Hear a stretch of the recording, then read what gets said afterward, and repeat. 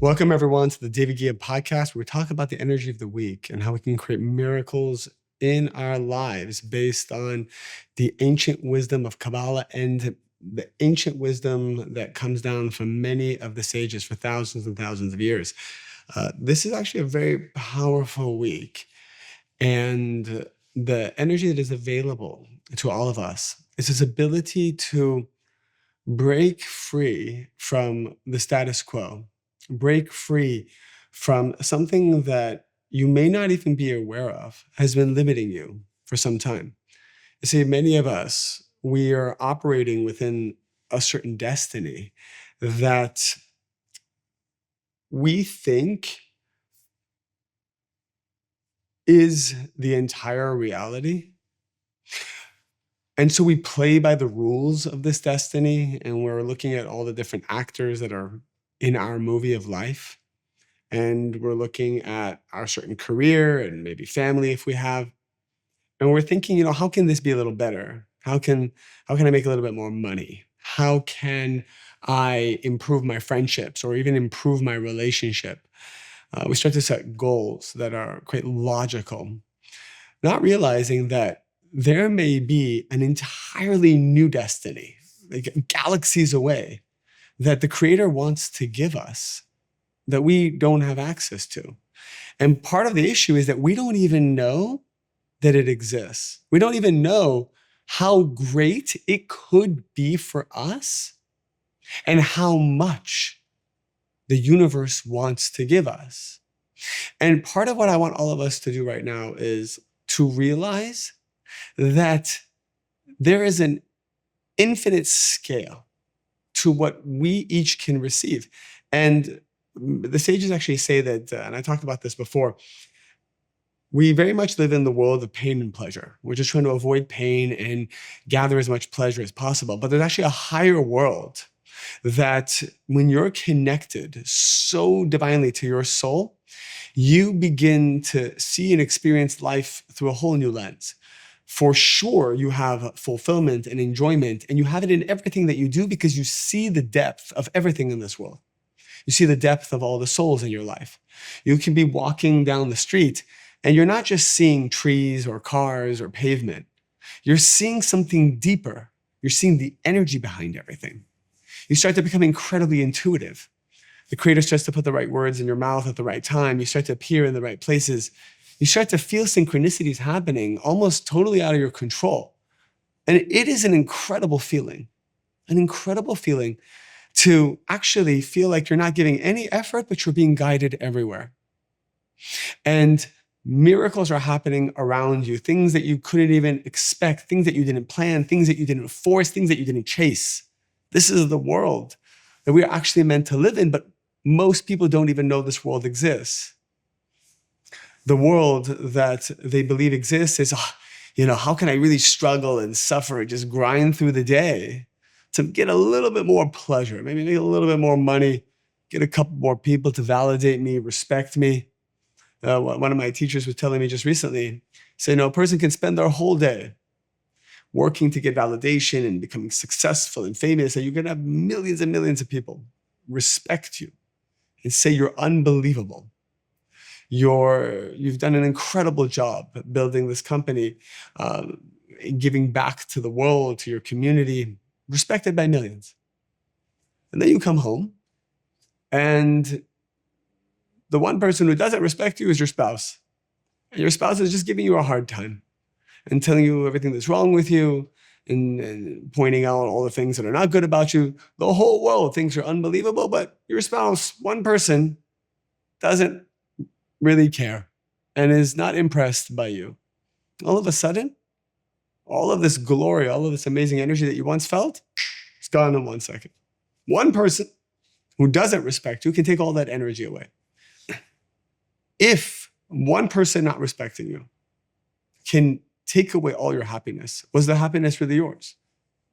Did you really create something from within and enter a destiny where this is your energy? Or were you just the effect of all of these people saying how amazing you are? My teachers, in my journey of teaching, which started about 25 years ago, I've given probably over 2,000 to 3,000 live seminars, so not even including these podcasts or anything I do online. And when I was giving my first few seminars, one of the things they said to me is, you should be very careful that as you get better at speaking, as you reach more people, as you take on more stages, as you inspire more people, you're going to get more respect. You're going to get more people telling you, you did a phenomenal job. You're going to have more access, have more fame, and have more wealth. All those things will come to you. But be very, very careful that your happiness, your excitement, your enthusiasm, your drive is not based on the external energy that you are receiving from these people. Because whether you realize it or not, it overtakes you. When people admire you, respect you, or maybe even in your own career, you achieve something, you made some money, you got some accolade, you got a promotion, or all of a sudden you were struggling, you're single for a while, dating life wasn't really positive, and you meet someone and it's wonderful. You feel amazing. You lose yourself. You don't have the energy within you. Now there's this powerful energy from the outside which is controlling you. It's a great relationship, but it's still controlling you. Think of famous people who, especially when they're young, become very famous. All of a sudden, 1 billion people admire you, and the year prior, nobody admired you. It's very hard. It's very addictive. Respect and admiration and validation is very addictive. So my teachers would say, every day before you go to bed, ask yourself, how much of the thank yous and the compliments and the respect and the money and the whatever are you living your life off of? Is your happiness dependent on that? And one of the ways to measure that is actually to do a visualization where you lose everything. If you were to lose everything today, could you be happy? That is a question we all must ask ourselves, because if the answer is, regardless of if you had it or you didn't, of course, it's never going to be fully equal. You would be a perfect soul. But if you lost it today, could you pick yourself up and have certainty, because you know the energy is within you. You know that if you lost all your money, you only lost the paper. You didn't lose the energy, because the energy is inside you. And if the energy is inside you, the money must come in a different way. And if you have gone through loss, you must know that. If your income has gone down, if you've lost a project, if someone has taken something from you, if something has been stolen, if you've gone through theft, if someone has broken into your home, if you've lost some jewelry, you lost a watch, maybe you lost a relationship, and with that relationship came a lot of comfort and financial freedom. Maybe you're going through a divorce and now you're losing a lot of money, and there's legal bills and so many different things. You have to sell your home, you have to sell your real estate. Maybe you're in the middle of a war, in the middle of a country, there's an unstable economy, and now you're losing something. You're losing something. But I'm here to tell you what the sages have always said: you've not lost anything. The physical is going through a temporary illusion where it's here today, gone tomorrow, and then back here today. But if you live your life based on what I see, what I feel, what I hear, then you are living a reactive life your entire life, and you are not with the light of the Creator. Instead, you must be tested, and things will be taken away from you, as they probably are right now. And you have to say, pause. I have complete certainty. Nothing has been taken away. The physical has been taken, but I still have the energy. And in fact, I'm going to create more energy. How do you create more energy? You act like the Creator. How do you act like the Creator? You have more certainty. You have more compassion. You give compassion in areas where you want to give judgment. You want to hurt someone. You want to be vindictive. You want to teach them a lesson because they hurt you. So you're reactive. You're upset about it. When you're upset, you must give compassion. When can you teach a lesson? When can you set boundaries? When can you help someone see what they did wrong? When you're no longer upset. As long as you're upset, you must give compassion. That's the spiritual law. You must give compassion. When you're no longer upset, and you're totally in an equilibrium of energy and emotion, you ask the Creator, what should I do? The Creator might tell you, do nothing. The Creator might say, set a boundary. The Creator might tell you, go speak to them. Who knows? Who knows? But we have to be very careful not to be judgmental and reactive when we are upset. So going back to the example that everything in life is always testing us to see if we need the energy or we don't. Why? Because the highest level of fulfillment, where we reach that miraculous realm, where this week's energy, it's called Bishalach. That's the name of it. It's an energy of being able to break free from any destiny you are in into another one. If you're in jail, you can get out of jail. If you're broke, you can become an overnight success financially. If you are unknown, you can become incredibly known. If you've been struggling your whole life in a certain area, if you haven't been able to have children and you want to have children, even if doctors tell you you can't have children, this is the week you can break free to a whole new destiny. But only if, whether you have it or you don't have it, you're okay with it. You have a child, you don't have a child, you still are willing to live the rest of your life with happiness. I was talking yesterday, I was giving a seminar locally here in Los Angeles for a charity event. And one of the things we talked about was this guy raised his hand. And this was a beautiful home in Beverly Hills. I would say a fairly affluent crowd, people who have means. About 200-300 people were there.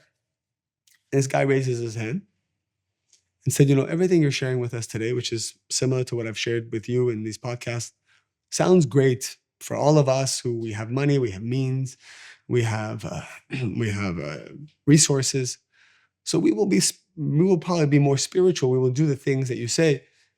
But what about people who don't have resources, don't have means, who live in poverty and live in war? And there are people in this time right now who are living very difficult lives, who do not have resources, who do not even have food to eat, or they cannot guarantee their safety. What about those people?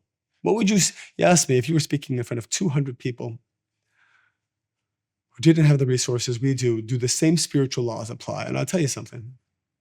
I've seen this so many times. Many charities I've been involved in, children, was one decades ago, children in Africa. One of my colleagues went to Africa and we're raising money for these children there. They don't have food, they don't have a place to live, they have disease constantly, they don't have clothing, and they just have what they have. And I said, how was it? And he said, these children, I've never seen happier children, I've never seen happier adults. I said, we here in Beverly Hills are going to Africa to try to give them a better life. And you're telling me they are happier and have a higher quality of life because of their happiness than we do in Beverly Hills. I said, we should be bringing the people in that small village in Africa to Beverly Hills to give seminars. It shouldn't be the other way around. They're probably doing a GoFundMe for people in Beverly Hills. They're looking at us maybe they're listening to us on the radio. I think it was a radio at the time. And they're hearing about what's going on in Beverly Hills, the anxiety, the depression, the suicide, the drugs, the fact that they have everything but still feel like they have nothing, the whole celebrity culture. And probably this group in this small village in Africa is saying, I wish we could go to Beverly Hills and help these people. It's kind of funny. Because when a person does not have, they actually have an easier time relying on the light of the Creator. When you do not have, then you are learning to be the light in the darkness. When you have resources, when you have wealth, when you have connections, when you have power, it becomes very hard to become spiritual, because when you go through pain, your first inclination isn't to pray to the Creator. It isn't to look inside yourself and take responsibility and change something. It isn't to realize that the reason why there's external darkness is because there's internal darkness. The moment you have pain, somebody betrays you, you don't think to yourself, wow, they betrayed me. It must be because I'm betraying myself in some way. This narcissist came and took months, years of my life. It must be because I don't value myself. I'm not worthy. No, if you have resources, if you have beauty, money, power, connections, you will use that to destroy the person. You're not going to be spiritual. You're going to use I saw this, it just popped on my feed and I thought it was really great as market research for me. There's this woman, had 50 million views, this video.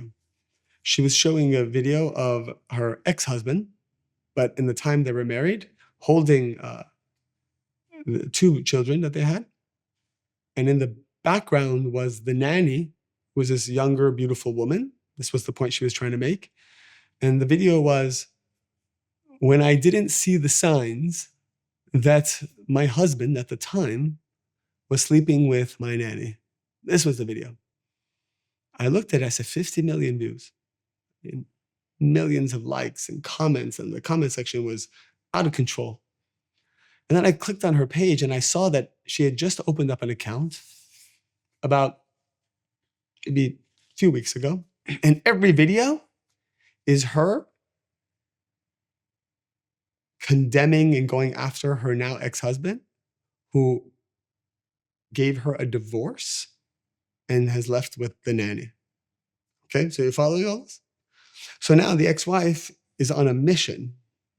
So I didn't look too much into it, but just on social media alone, she's on a mission to expose her husband, destroy his reputation, and to hurt him and to hurt her, the nanny who he slept with while they were married, but eventually went and divorced and to remarry. And so she's on a mission. What is her mission? On one hand, her social media is saying, I'm trying to bring awareness to women so that they don't go in the same situation as me. Okay, but you can feel the hurt and the pain that is at the root of it all. And I'm not saying that it is good what happened, and I don't comment on those things. I'm always asking myself a question. What is the spiritual root of why things happen? What do I need to transform inside myself so that I don't experience it again? And what do I need to do moving forward to not repeat the same pattern? Okay. Her being on a mission to destroy her ex, reputationally, emotionally, financially, what is this doing? She is now becoming the opposite vibration of the light of the creator. There is hatred, there is vengeance, there is judgment. Everything you can imagine from a negativity point of view is at the root of what she's calling a positive mission to help empower women. Okay.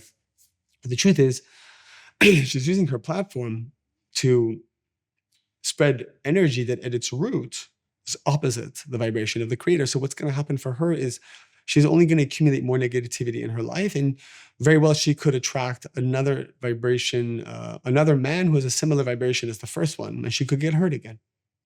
Because when we are using the outside to validate us, when we're using the outside to define who we are, when I'm happily married, you're good. And when I'm not happily married, you're bad. We see this in divorce all the time, that you love the person until they hurt you or they don't give you exactly what you want, or they betray you. Now you hate the person. You don't just move on from the person. You hate them and you spend your whole life trying to hurt them.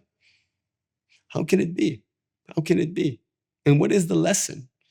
What is the lesson? If the divorce rate is 50%, and of the 50% who are divorced, I don't know what it is, but maybe those 50% of them hate their ex, how are you ever going to reach the realm of miracles?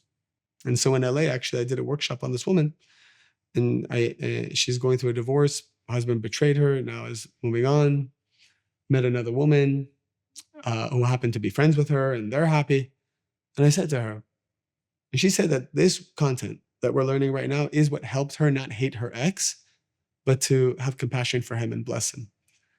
And I brought her up and I said, I want you now to visualize the entire worst case scenario.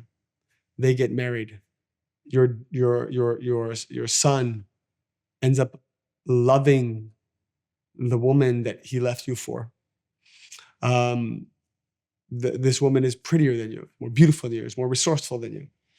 In fact, everything that he didn't give you in your marriage, he's giving to this new woman. In fact, he's a changed man. All the things that you tried to get out of him that you couldn't, he now is changed and he's giving it to her. How painful would that be? She said, it's very painful.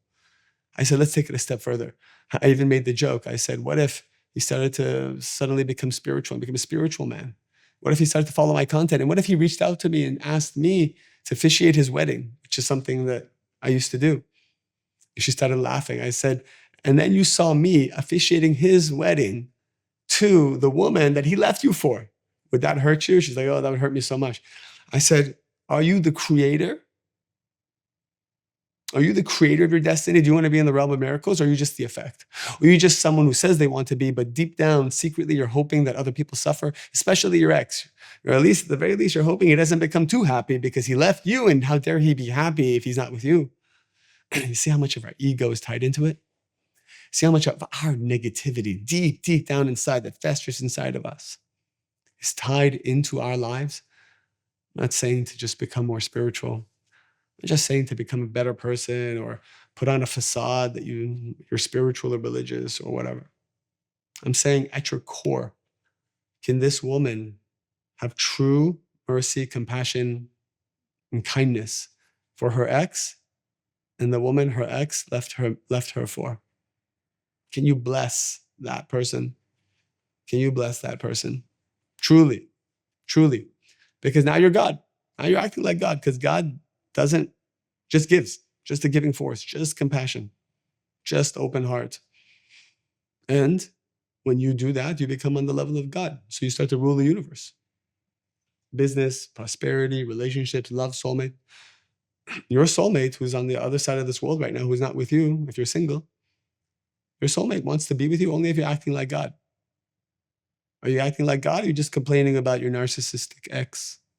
Are you acting like God, or are you just going home at night and doing some kind of voodoo black magic to hurt the people who hurt you in your life? Like putting little pins and needles and dolls with a picture of your ex, his face on it. Is this the life you want to live, where you're secretly like just wishing people the worst and telling everybody no, you wish them the best? It's only you know.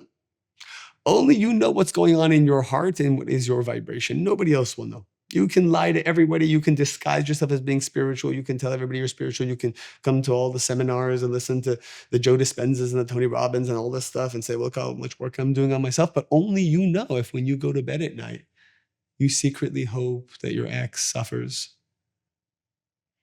or that your colleagues aren't as successful as you, or that you hope your competitors crash and burn, or that you hope that people suffer.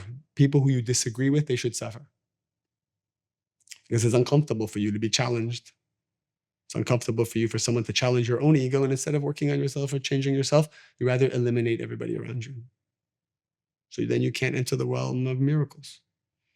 People will respect other people who act like the light, not who give lip service to try to convince you that they act like the light of the Creator. So in summary for this week, we have the power to elevate beyond our attachments in this physical world. We have the power to elevate beyond the things that we're addicted to that we don't even know we're addicted to. The need for approval and validation that we don't even know is controlling us. The success, the money, the access that we have that we've probably gotten used to that we don't even know has been defining us, our pleasure and our happiness. We will do a visualization in a moment, a meditation, to be able to actually disconnect from all of these positive things that are actually limiting us. In this world, what Kabbalah is teaching us, what the sages are giving us, is how do I keep the blessings I have and receive more blessings? But many times we have to lose blessings. We have to go through pain and suffering. We have to get our ego broken just to learn a lesson, just to get it all back, just to get even more. Do you really want to go through that? Do you really want to keep losing things, having good days and bad days and good days and bad days and going through that up and down in your life? No, you don't want that.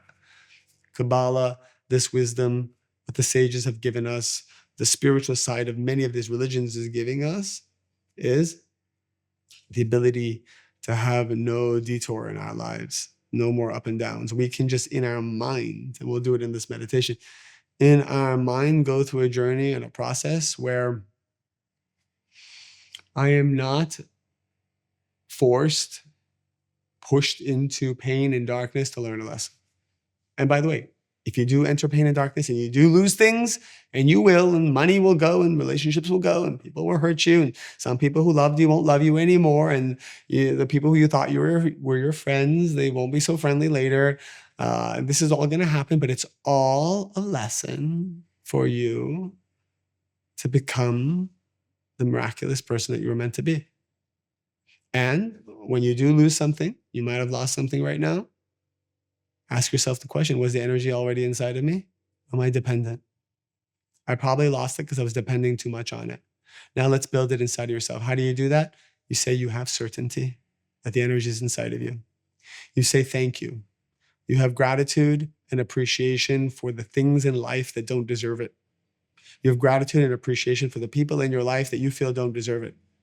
You have gratitude and appreciation for the fact that the Creator is constantly watching over you and guiding you, even if it doesn't look comfortable and feel comfortable. You have certainty beyond logic and gratitude that it's for your highest good. And the third thing is you pray for it. Always pray for the strength to have strength from within and not be dependent on the strength that is coming from other people. Every time somebody gives me a compliment, I say thank you. And then I recheck myself and I said, without that compliment, am I still loving myself? Got to recheck yourself every time. Make a lot of money? Great. I visualize if I didn't have the money, would I still love myself? Would I still be happy? And you can do this exercise with everything that is in your life. Let's do a meditation now to help us elevate to this realm of miracles. I want you to sit comfortably now and visualize a white light that is encircling all of you, as if you are now in the womb of the light of the Creator. I want you to take a deep breath in and allow this light to enter your lungs and fill your entire body. Hold this light for a moment, removing all the darkness that is inside of you, and release.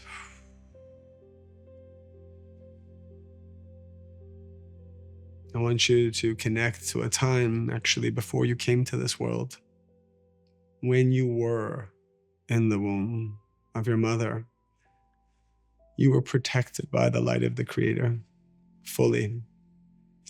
You were fully detached from all the trappings of this physical world, from all the negativity and all the needs.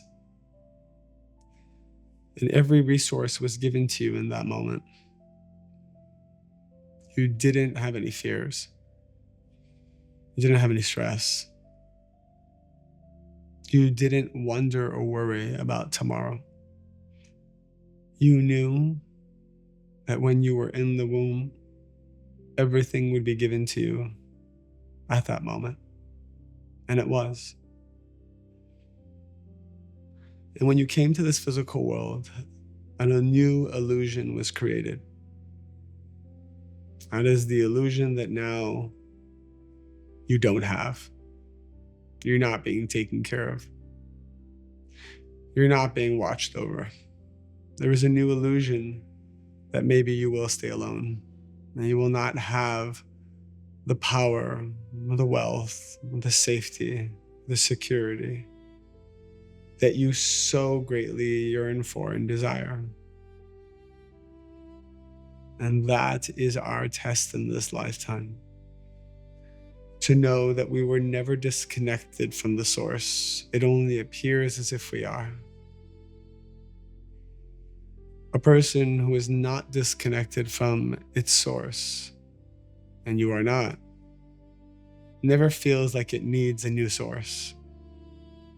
Never feels that it needs to go outside to try to get someone to like them. Never feels that it needs to go outside to build something to get people to respect him. Never thinks the soulmate is out there, or the abundance is out there. This person knows that it's already inside of them. When you have certainty that everything you are looking for is already connected to you, then this physical world must follow and mirror what is inside your consciousness. I'll say that again. When you feel completely whole, that nothing has been lost, you have not lost the relationship, you have not lost your finances or your wealth, you have not lost opportunity, you have not lost time, you have not lost the opportunity to have children, you have not lost your youth. No matter what age you are still exactly as young as you want to be. When you know that and you feel that energy with certainty inside of yourself, the physical world has to follow exactly what you feel inside yourself. If you feel abundant, the physical world will match your abundance. If you feel whole, in love, and loving everyone outside of you, the physical world will match you. Sometimes we feel lack, and then something good happens on the outside, and what that happens, you become addicted to that thing. But this is not real, because You have drawn in something that doesn't match your energy. So what did you really draw in? Lack disguised as abundance. So one day that money must leave. One day that wealth must leave. One day that respect will leave. This week, our focus should be not on how do we create more energy on the outside, but how do we create more energy on the inside and let the outside follow that. You are one of the most special souls that all souls have waited for. Each one of us is doing a job that no other soul in this world can do. Each one of us reveals a light that no one else can reveal. And you must know this power that you have. You are not shown this power. You cannot see how powerful your light is. You cannot see the millions of souls that depend on you. You are not allowed to see, because if you did see, you would wake up every morning motivated and excited to be spiritual, and that would be coming from the outside. You must not know the impact of your power so that you wake up every morning unconditionally to make that impact. Let's do this together. Let's reach a place where nothing is needed from the outside and all of it exists within us. And I promise you, if you are meant to be a billionaire, you will be one. If you are meant to be married with beautiful children, you will have that. If you are meant to be respected, you will be respected. And that is in your destiny. And the fastest way you're going to get there, fastest way, is to always visualize yourself in the womb, already connected. And when that pain comes, and when that illusionary loss comes, it's going to feel so real. That diagnosis comes, it's going to feel so real. It's going to feel like your life is over. When that rock bottom comes, it's going to feel like you're really at the bottom. Let me tell you, you never moved. You were never diagnosed. Nothing has changed. It's a famous verse from the sages about the Creator. It says, I, the Lord, do not change. Meaning, if I am connected to the light of the Creator, nothing ever changes. And whatever change you see is testing you to see, testing you to decide that nothing changed. That's your free will. You are powerful. You're exceptional. You are gorgeous. You have everything you think you don't have. And I want you from this moment on to remember that, to know that, and to vibrate that for the whole world. I want you to inspire the world. People need your inspiration. Everyone's yelling at them, everyone's screaming at them, everyone's criticizing them. Why don't you be the embodiment of the light everywhere you go and show them that there's another path, there's another destiny waiting for them, above the pursuit of pain and pleasure. It's a new reality, one that is very divine, one that we will navigate through and to together. Now make your way back. Take a moment to watch your soul navigating back from the womb, coming out of this shell of light, growing up, becoming older, entering this physical world. Yes, there's lots of seemingly difficult challenges, but you are ready for this. You are ready to exercise your godlike ability to choose light in the darkness. Finally, let's envelop the whole world with this light. And by doing so, you are the cause of goodness, not darkness. And so the miracles will come through you to the world. Thank you for joining me this week.